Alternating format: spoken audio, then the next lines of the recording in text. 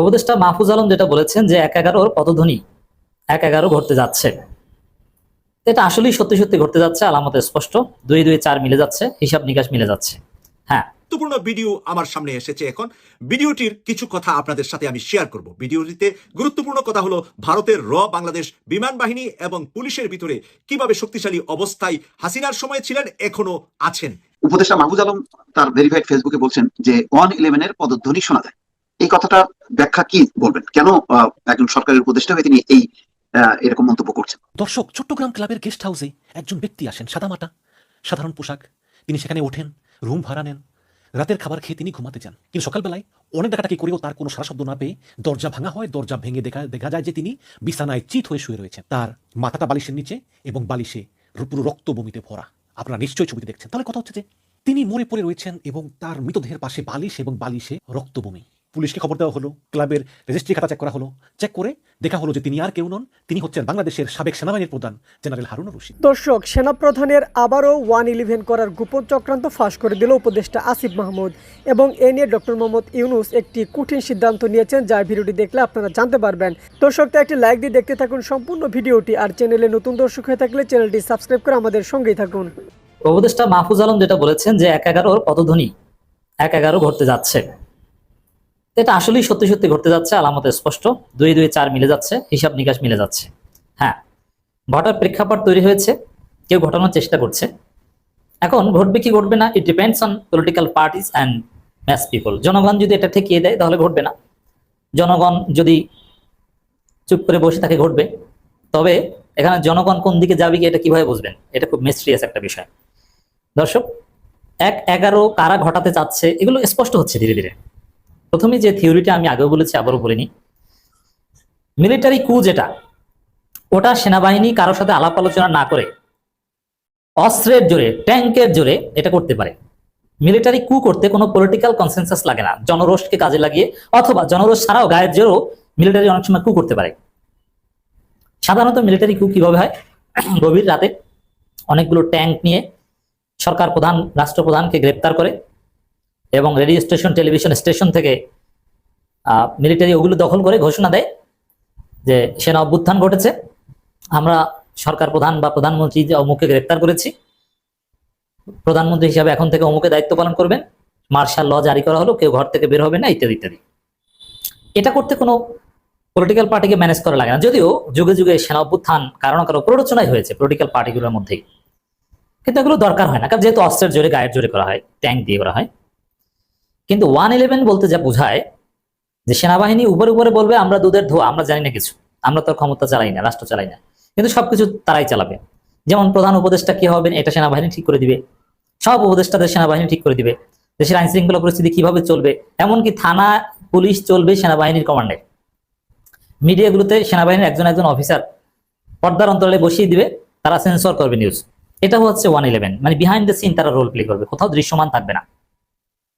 দৃশ্যমান থাকবে শুধু এতটুকু যে সিভিলিয়ান গভর্নমেন্টেই তারা সেনাবাহিনীকে, যেমন ইউনূস সরকার যেভাবে করছে, সেনাবাহিনীকে ম্যাজিস্ট্রেসি পাওয়ার দিয়ে মাঠে নামাবে।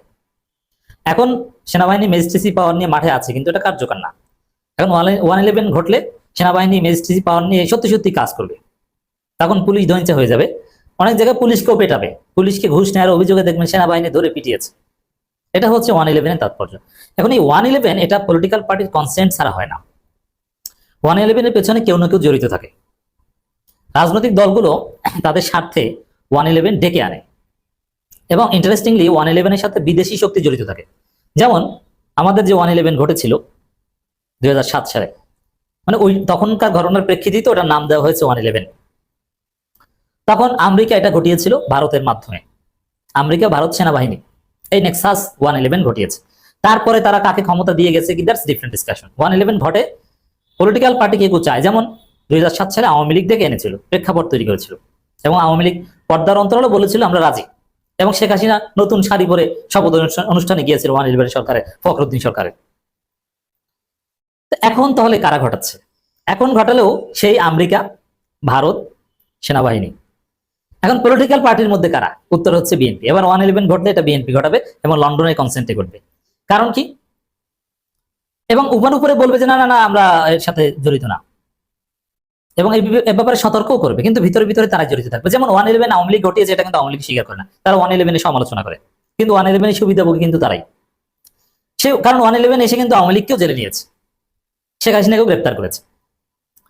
হিসাবটা আশা করি বোঝাতে পেরেছি। যেমন আমেরিকা, ভারত সেনাবাহিনী 111 ঘটাবে বাংলাদেশে, যদি ঘটে, যদি জনগণ রাজনৈতিক দলগুলো ঠেকাতে না পারে। আর ওয়েলকাম করবে বিএনপি, উপরে উপরে বিএনপি বিরোধিতা করবে, লন্ডন থেকে ঠিকই সিগন্যাল দেওয়া হবে। এখন এরকম আলামত যে স্পষ্ট, তার প্রমাণ কি? প্রথম প্রমাণ হচ্ছে টিআইবির ইফতেখারুজ্জামান, তিনি কিন্তু সরকারের গুরুত্বপূর্ণ লোক বলেন, সরকার ঘনিষ্ঠ বলেন, বা এই টিআইবি, প্রথম আলো, ডেইলি স্টার গঙের এই ইউনূস সরকারের উপর 60 থেকে 70% প্রভাব এই প্রথম আলো, ডেইলি স্টার, ইফতেখারুজ্জামান গং, এবং এরাই হচ্ছে আমেরিকা ভারত নেক্সাস। সেই ইফতেখারুজ্জামান আজকে ইউনূসের পার্টি, সরকারের উপদেষ্টাদের একটা অংশের পার্টি এনসিপি কে বলেছে কিংস পার্টি। বোঝা গেছে যে তারা ক্ষমতার হিসাব নিকাশ উল্টাপাল্টা করে দিতে চায়। আর বিএনপির এতে সায় কি কেন থাকবে? আর বিএনপির মতো বড় দলের সায় ছাড়া এই সাহস কেউ করতো না।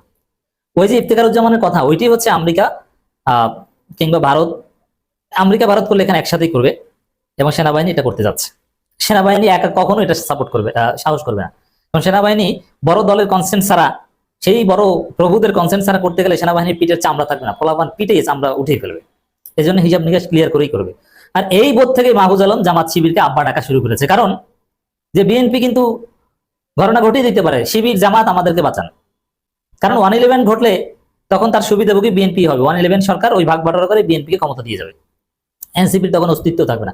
এনসিপির এই লোকদেরকে চাঁদাবাজির অভিযোগে ধরে পেটাবে সেনাবাহিনী, চাঁদাবাজির অভিযোগে বলবে না, তারা বিপ্লবের পক্ষের শক্তি হিসাবে নিজেদেরকে বলবে। ওদিকে রাষ্ট্রপতিও 5 আগস্টকে গ্লোরিফাই করছেন, তিনি নিজেই 111 ঘটালে তখন সিগনেচার করবেন, শপথ করাবেন। বিএনপিও কিন্তু এখন বিএনপি উপর উপর কিন্তু 111 বিষয়ে সতর্ক করতে শুরু করেছে, ভিতরে ভিতরে রাজি হলো। দলিল মির্জা ফখরুলের বক্তব্য, ষড়যন্ত্র চলছে, গণতন্ত্রের উত্তরণ যেন সঠিক মতো না হয়। এর মানে গণতন্ত্রের উত্তরণ যেন সঠিকভাবে না হয়, ষড়যন্ত্র চলছে। কি ষড়যন্ত্র চলছে? 111 ষড়যন্ত্র চলছে, যেটা মাহফুজ বলেছে পদধ্বনি। এখন মনে রাখবেন যে 111 হলেও এটা সুনির্দিষ্টভাবে তারাই 111 এর বিরোধিতা করবে যাদের ক্ষতি, আর যারা মনে করবে যে না 111 হলে আমাদের লাভ, তারা ঠিকই 111 এর পক্ষে বলবে। 111 বা এইটিপির কিছুতে যদি মাহফুজদের ক্ষমতায় আসার সম্ভাবনা থাকতো, তারা ঠিকই রাজি হতো। এখন মাহফুজদের পাশ খাওয়া লাইন আসছে, তারা বিরোধিতা করছে। আর বিএনপি উপর উপর সতর্ক করবে, যেভাবে আওয়ামী লীগও করেছিল, যে ষড়যন্ত্র চলছে, গণতন্ত্র উত্তরণ যেন সঠিক মতো না হয়। এর মানে 111 এর সিগন্যাল দিচ্ছেন, হিসাব মিলে যাচ্ছে। নির্বাচন পেছাতোই মেজর সাদিক চক্রান্ত, মির্জা আব্বাস। আচ্ছা, নির্বাচন পেছানোই তো 111 ছাড়া তো নির্বাচন পেছানোর স্বাভাবিক হিসাব নিকাশ সম্ভব নয়। তো বিএনপি নিজেরাই এখন সেই ইঙ্গিত দিচ্ছে যে 111 টাইপের কিছু হতে যাচ্ছে। সালাউদ্দিন আহমেদ বলছেন মাহফুজ আলমের প্রতিক্রিয়া। এখানে একটা গুরুত্বপূর্ণ বিষয়, যে হিসাব মিলে যাচ্ছে, সত্যি ঘটতে পারে যদি রাজনৈতিক দলগুলো ঠেকাতে না পারে। আশা করি ঠেকাতে পারবে, কিন্তু প্রক্রিয়া চলছে, এটা ঠিক আলামত পেয়েছি আমি। যেমন সরকার বলছে যে বিএনপিকে দাওয়াত দেওয়া হয়েছে জুলাই ঘোষণাপত্র ডিক্লারেশন অনুষ্ঠানে। সালাউদ্দিন বলছেন যাবো কিনা শিওর না। এর মানে এখানেই রহস্য নিহত। বিএনপি যদি জুলাই ঘোষণাপত্র অনুষ্ঠানে না যায়, অথবা 111 পন্থী একটা অংশ যদি ওখানে না যায়, তাহলে বুঝবেন যে নিশ্চিত 111 ঘটতে যাচ্ছে। পারুক বা না পারুক, ঘটানোর চেষ্টা চলছে।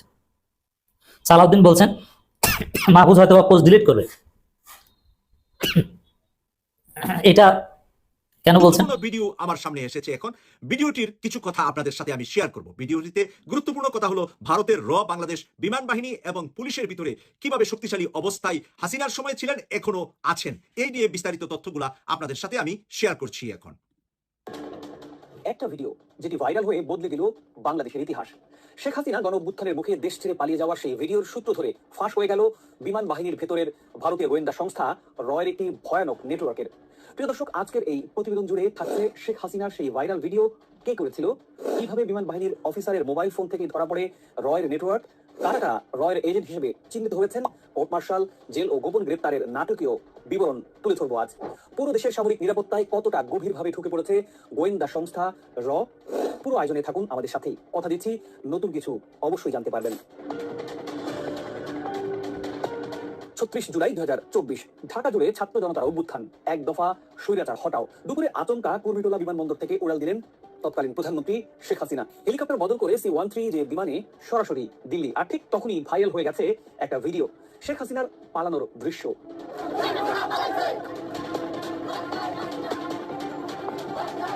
শেখ হাসিনা পালিয়ে যাওয়ার পর যেভাবে বাংলাদেশের মানুষ উল্লাস করছিল, সেই উল্লাসের স্লোগানগুলো তারা অ্যাড করেছেন এখানে, এবং গুরুত্বপূর্ণ তথ্যগুলো আমি আপনাদের সামনে আবারও তুলে ধরছি। আপনারা আশা করি যে এখান থেকে খুবই গুরুত্বপূর্ণ কিছু সেন্সিটিভ জিনিস, বাংলাদেশের আভ্যন্তরীণ বিষয়গুলা একটু আজকে আপনাদের অবগতের জন্য এই ভিডিওটা আমি শেয়ার করছি। তবে প্রশ্ন উঠেছে, এত নিরাপত্তার ভেতরে এই ভিডিও কে করেছে? বিমান বাহিনীর এয়ার ইন্টেলিজেন্স ভিডিওটির অ্যাঙ্গেল, দূরত্ব আর ক্যামেরা মুভমেন্ট দেখে শনাক্ত করে অফিসার মেসের একটি কক্ষ। সেখান থেকেই মোবাইল ক্যামেরায় ভিডিওটি ধারণ করেছেন ফ্লাইট লেফটেন্যান্ট রিফাত আশরাফি। তার মোবাইল ফরেন্সিক করতে গিয়ে বেরিয়ে আসে বিস্ফোরক কিছু তথ্য। রয়ের সক্রিয় এজেন্ট হিসেবে কাজ করেছেন squadron leader Abdullah Ibne Altaf. রিফাতের mobile forensic করতে গিয়েই তদন্তকারীরা আবিষ্কার করে আরো এক ভয়ঙ্কর সত্য। এই ভিডিও ফাঁসের সূত্র ধরেই চিহ্নিত হয় রয়ের shadow agent squadron leader Abdullah Ibne Altaf. তার ব্যক্তিগত গাড়ি থেকে তখন পাওয়া যায় ভারতীয় প্যারা কমান্ডোর দুটি অস্ত্র FN-90 SIGP 229। গাড়িতে মেলে 1 কোটি নগদ টাকা আর ইলেকট্রনিক। প্রিয় দর্শক, আমরা শুনতেছিলাম যে এই বিমান বাহিনীর এক নৌজওয়ান অফিসার কিভাবে রেকর্ডটা করেছিলেন, এবং সেই রেকর্ডটা ফাঁস হওয়ার কারণেই এটা বাংলাদেশের গোয়েন্দা সংস্থার নজরে আসলো যে এই ভিডিওটা এত সূক্ষ্মভাবে কে করলেন। শেখ হাসিনা উড়ে যাচ্ছেন, তার এই উড়ে যাওয়ার বিষয়টা এভাবে রেকর্ড করে ছেড়ে দেওয়ার পরই তো জনতা জানতে পেরেছে যে শেখ হাসিনা ভারতে উড়াল দিয়েছে। তো সেটাকে খুঁজ করতে গিয়ে, মানে গেচু খুঁজতে গিয়ে সাপ বের হয়ে আসলো। ডিভাইস 2024 সালের 14 আগস্ট আব্দুল্লাহ ইবনে আলতাফ DGFI এর হাতে গ্রেপ্তার হন। কাশিমপুর হাই সিকিউরিটি সেলে এখন তার 10 বছরের কোর্ট মার্শালের সাজা চলছে। এয়ার ইন্টেলিজেন্স বুঝতে পারে এটা শুধুই ভিডিও ফাঁস নয়, এটা রাষ্ট্রীয় নিরাপত্তা বিপর্যয়ের এক আলামত। জিজ্ঞাসাবাদে আলতাফ জানিয়েছেন তিনি শুধু একা নন, বাংলাদেশ বিমান বাহিনীর ভেতরে একটি গোটা নেটওয়ার্কই তৈরি করেছিলেন। আমরা এই মুহূর্তে যে তথ্যটা পেলাম যে শুধু একজন নয়, বাংলাদেশ বিমান বাহিনীর ভিতরে একটা বড় নেটওয়ার্ক তৈরি করেছিলেন ভারতের আর সেই নেটওয়ার্কের তথ্যগুলা দিয়েছেন। তার 10 বছরের সাজা হয়েছে। আমরা এই সাজাগুলা কিন্তু এতদিন জানতাম না, আপনিও জানতেন না, আমিও জানতাম না। কি কারণে? সেগুলা তাদের কোর্ট মার্শালে হয়েছে, তাদের সেনাবাহিনী, নৌবাহিনী, বিমান বাহিনীর যে আইন আছে ওই আইনে হয়েছে। সে এখন কাশিমপুর কারাগারে 10 বছরের সাজা ভোগ করছেন, যে জিনিসটা আমাদের কারোরই জানা ছিল না বলেই আমার মনে হচ্ছে। আপনাদের জানা থাকলে অবশ্যই কমেন্ট করে লিখবেন। সংশ্লিষ্টতা পাওয়া গেছে 6 জন উচ্চ পদস্থ কর্মকর্তার নাম। তাদের মধ্যে আছেন air vice marshal MA Awal Hossain, air vice marshal Zahidul Saeed, air commander Aminul Haque, group captain Farooq ও শামীম, উইং কমান্ডার সাইদ মোহাম্মদ। তাদের সবাইকে এখন বাধ্যতামূলক অবসরে পাঠানো হয়েছে। তদন্ত জানা গেছে আলতাফ রয়ের কাছ থেকে পেয়েছিলেন ব্র্যান্ড নিউ হুন্দাই গাড়ি। আরো ভয়ানক তথ্য হলো নিয়মিত তার কাছে নারীদের পাঠাতো, প্রভাব আর প্রলোভনে আটকে ফেলতো কিন্তু এখানেই শেষ নয়। এই গোয়েন্দা চক্র শুধু বিমান বাহিনীতে সীমাবদ্ধই ছিল না, আরো 4 জন পুলিশ কর্মকর্তা রয়ের নেটওয়ার্কে জড়িত বলে প্রমাণিত হয়েছে।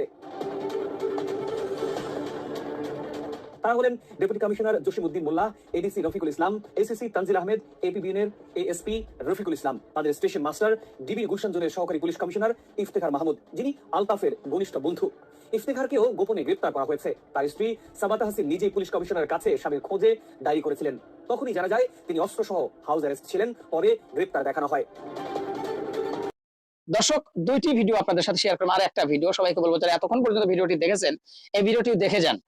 হ্যাঁ, 111 নিয়ে যে মাহফুজ আলম, উপদেষ্টা মাহফুজ আলম একটা কথা বলেছে, এটা নিয়ে এখন সরগরম সৃষ্টি হয়েছে যে আবারও কি 111 ঘটবে নাকি। সরগরম সৃষ্টি হয়েছে। তো যাই হোক, এবার মাহফুজ আলম বিষয়টি নিয়ে কিন্তু মোস্তফা ফিরোজ সাহেব একটা লাইভ টক শো দেখাবো। তো তার আগে বলবো যারা এখন পর্যন্ত আমাদের এই চ্যানেল নাসির স্ন্যাক মিডিয়া সেন্টারে যারা এখন পর্যন্ত সাবস্ক্রাইব করেননি, প্রতিনিয়ত নাসির স্ন্যাক মিডিয়া সেন্টারের পক্ষ থেকে গরম গরম খবরগুলো পেতে আমাদের এই চ্যানেলটি সাবস্ক্রাইব করে আমাদের সাথে থাকবেন। যারা করেছেন ধন্যবাদ। চলুন সর্বশেষ ভিডিওটি দেখে আসি। উপদেষ্টা মাহফুজ আলম তার ভেরিফাইড ফেসবুকে বলছেন যে 111 এর পদধ্বনি শোনা যায়। এই কথাটা ব্যাখ্যা কি বলবেন? কেন একজন সরকারের উপদেষ্টা হয়ে তিনি এই এরকম মন্তব্য করছেন? দেখেন, এই প্রশ্নের জবাব মাহফুজ আলম নিজে দিতে পারবেন। তবে আমি দেখলাম যেটা উনি খুব তড়িৎ 2টা পোস্ট দিয়েছেন। একটা দিয়েছেন যে 111 এর পদধ্বনি শোনা যাচ্ছে, এবং এর পরপরই উনি একটা বিভিন্ন জনের, বিভিন্ন স্টেক হোল্ডারদের অবদান লিখে একটা পোস্ট দিয়েছেন, যেটা বেশ সকলের অবদান স্বীকার করে একটা দিয়েছেন। তো অ্যাকচুয়ালি যেটা এই তার এই পোস্টের পর থেকে অনেক সাংবাদিকরা আমাদেরকে প্রশ্ন করছে, বা এটা নিয়ে মিডিয়াতে খুব তোলপাড় হচ্ছে, সোশ্যাল মিডিয়াতে খুব আলোচনা হচ্ছে। 111 বলে আসলে যেটাকে আমরা সবসময় ইন্ডিকেট করি, এর অনেকগুলো দিক আছে। 111 বলতে আমাদের এখানে সবাই বুঝে যে সেনা সমর্থিত সরকার।